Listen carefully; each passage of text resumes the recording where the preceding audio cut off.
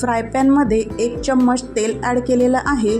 तेल गरम झाल्यानंतर आपण यामध्ये 3 ते 4 लसूण पाकळ्या, 1 कांदा उभा काप केलेला आणि 5 ते 6 काजूचे तुकडे ॲड करून घेऊया।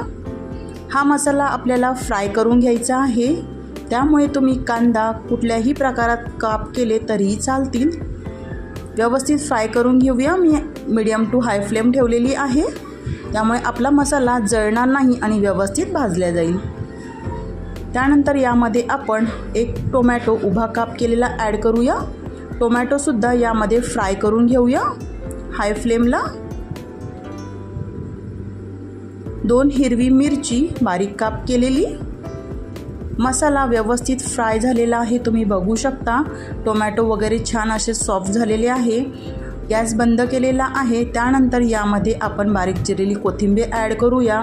खूप छान टेस्ट येते भाजीला, तुम्ही नक्की ट्राय करा। सेम फ्राय पॅनमध्ये मी अर्धा चम्मच तेल घातलेलं आहे आणि पनीरचे क्यूब्स जे आहे ते फ्राय करून घेऊया। मी पनीरचे क्यूब्स पाण्यामध्ये टाकत नाही, तरी पण भाजी खूप छान होते आणि पनीरचे क्यूब्ससुद्धा सॉफ्ट राहतात।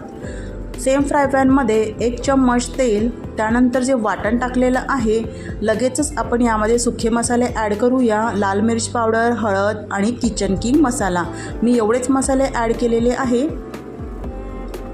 झाकण ठेवून आपण 2 ते 3 मिनटं मसाला परतून घेऊया। झाकण ठेवल्यामुळे मसाला आपला लवकर परतला जातो। तुम्ही बघू शकता मस्त असं तेल सुटलेलं आहे आणि क्वांटिटीसुद्धा घट्ट झालेली आहे। तर यामध्ये आपण पनीरचे क्यूब्स घालून घेऊया, व्यवस्थित मिक्स करून घेऊया। त्यानंतर मटार घालू, हे फ्रोझन मटार आहे, व्यवस्थित मिक्स करून घेऊया। शिजण्यासाठी आवश्यकतेनुसार पाणी ॲड करूया। मी मिक्सरच्या पॉटमध्येच पाणी घेतलेलं, ज्यामध्ये आपण वाटण तयार केलं होतं। हाय फ्लेम ठेवूया भाजीची, त्यानंतर परत थोडं पाणी ॲड करूया। कन्सिस्टन्सी बघायची आपल्याला, कशा कन्सिस्टन्सीमध्ये ती भाजी हवी आहे आणि थोडं शिजायला पण पाणी लागतं, त्यामुळे मी अर्धा ग्लास यामध्ये पाणी ॲड केलेलं आहे। वरून थोडं आणखी किचन किंग मसाला ॲड केलेला आहे, तुम्ही गरम मसालासुद्धा ॲड करू शकता। चवीनुसार मीठ, मिक्स करून घेऊया। हाय फ्लेमलाच आपल्याला ही भाजी तयार करायची आहे, शिजवून घ्यायची आहे। तुम्ही बघू शकता आपली पनीर आणि मटरची भाजी रेडी झालेली आहे।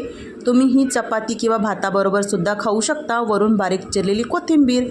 रेसिपी आवडल्यास लाईक, शेअर, सबस्क्राईब करायला विसरू नका। Bye bye.